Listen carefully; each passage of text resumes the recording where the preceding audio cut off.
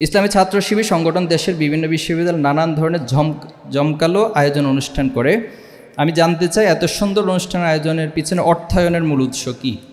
আমাদের সংবিধানে লেখা আছে যে জনশক্তিতে দান, অর্থাৎ আমরা যারা কেন্দ্রীয় সভাপতি থেকে শুরু করে একবার রুট লেভেলে একজন কর্মী পর্যন্ত তার এই সংগঠনে সম্পৃক্ত থাকার একটা শর্তই হচ্ছে তাকে কিছু না কিছু দান করতে হয়। এখন কোশ্চেন করতে পারেন যে একজন শিক্ষার্থী তার ইনকাম নাই, তার দান করবে কিভাবে? নিঃসন্দেহে আমি খরচ করি, প্রতিদিন 100 টাকা 200 টাকা খরচ করি। আমি পুরো মাসে হিসাব করলে আমার বাবা মায়ের হোক, যে কোনো মাধ্যমে হোক, 5,000 6,000 10,000 টাকা খরচ করি।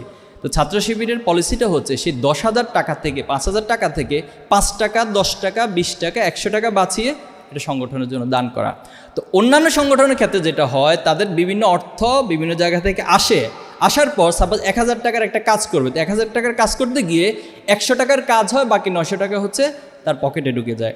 আর ছাত্র শিবিরের ক্ষেত্রে প্রক্রিয়াটা টোটালি ডিফারেন্ট। এখানে যা আসে সেটার সাথে নিজের পকেটের থেকে টাকা দিয়ে যদি 1,000 টাকার কাজ হওয়ার কথা থাকে, তাহলে সেখানে 1,020 টাকার কাজ হয় এবং 1,020 টাকার যে বারাকা বা বরকত সেটা গিয়ে 10,000 টাকায় রূপান্তরিত হয়।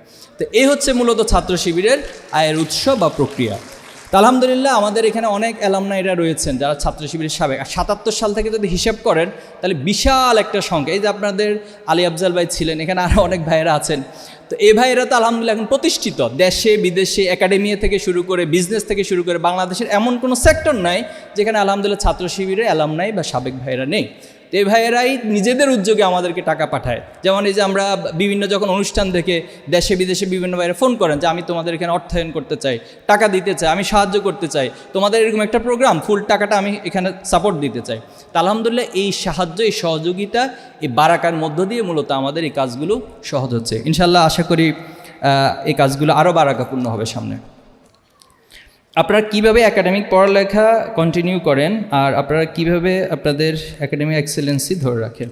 দেখুন, একাডেমিক এক্সেলেন্সির জন্য আমার কাছে পার্সোনাল যেটা মনে হয়, আমি যদি আমার টোটাল এখন পর্যন্ত স্টুডেন্ট লাইফ এবং বাংলাদেশের টোটাল যে এডুকেশন সিস্টেম এটাকে অবজার্ভ করে যে ধারণা আমার মধ্যে জন্ম নিয়েছে, বাংলাদেশ সবচেয়ে সহজ কাজ হচ্ছে একটা ভালো রেজাল্ট করা। আপনি A+ পাবেন, খুবই সিম্পল। আপনি ডিপার্টমেন্টের সবচেয়ে ভালো রেজাল্ট করবেন, সবচেয়ে সিম্পল কাজ। কেন? কারণ হচ্ছে এখানে একটা সার্টিফিকেট ওরিয়েন্টেড অথবা একটা রেজাল্ট ওরিয়েন্টেড ডিজাইন দিয়ে এডুকেশনটাকে সাজানো হয়েছে। এক্ষেত্রে আপনার খুব বেশি ক্রিটিক্যাল অ্যানালিটিক্যাল নলেজ না থাকলেও আপনি যদি খুব ভালো মুখস্থ করতে পারেন, আপনি যদি খুব ভালোভাবে জিনিসটাকে আয়ত্ত করতে পারেন, তাহলে ভালো রেজাল্ট করা যায়। এক্ষেত্রে সিম্পল হচ্ছে নিয়মিত ক্লাস করতে হবে, আপনাকে ক্লাসে একটু নোট নিতে হবে, দেন আপনি সেটাকে একটু রিভাইজ করার চেষ্টা করতে হবে। পরীক্ষার আগে থেকে প্রস্তুতি গ্রহণ করা, আগের দিন রাতের জন্য বসে না থেকে আগে থেকে একটু একটু করে প্রস্তুতি গ্রহণ করতে পারলে রেজাল্ট ভালো করাটা খুব সহজ হয়। তো আমাদের ক্ষেত্রে যেটা আমরা করি, আমাদের সাদিক ক্যাম্প এটা বলেছেন যে আমরা একটা রিপোর্ট মেনটেন করি। প্রত্যেক দিনে আমাদেরকে কোরআন, হাদিস, সাহিত্য এবং সেখানে লেখা থাকে আপনি ক্লাসে আজকে উপস্থিত হয়েছেন কিনা, এবং মাস শেষে আমাকে হিসাব করা হয় আপনার কতটা ক্লাস ছিল, কতটিতে আপনি উপস্থিত হয়েছেন। যদি কোনো কারণে উপস্থিত একটু কম হয়, সেখানে প্রশ্নভানে জর্জরিত করে দেওয়া হয়। এরপর আপনি পড়াশোনা করার কথা ছিল মাসে প্রতিদিন 5 ঘন্টা গড়ে, কিন্তু আপনি পড়াশোনা করেছেন 2 ঘন্টা।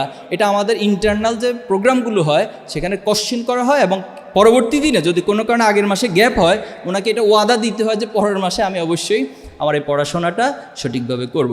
তো এভাবে করে একজন শিক্ষার্থীর হলিস্টিক জায়গা থেকে তার যে একাডেমিক জায়গা, তার যে মোরাল জায়গা, যা কিছু প্রয়োজন গড়ে তোলার জন্য সব কিছুর মেকানিজমের মধ্য দিয়ে মূলত এটা করা। এই জন্য আমাদের অনেক কিছু ইচ্ছা না থাকলেও পরিবেশের মধ্যে থাকার কারণে আমাদের জন্য বিষয়গুলো সহজ হয়ে যায়। তা আশা করি আপনাদের জন্য সহজ হবে ইনশাল্লাহ।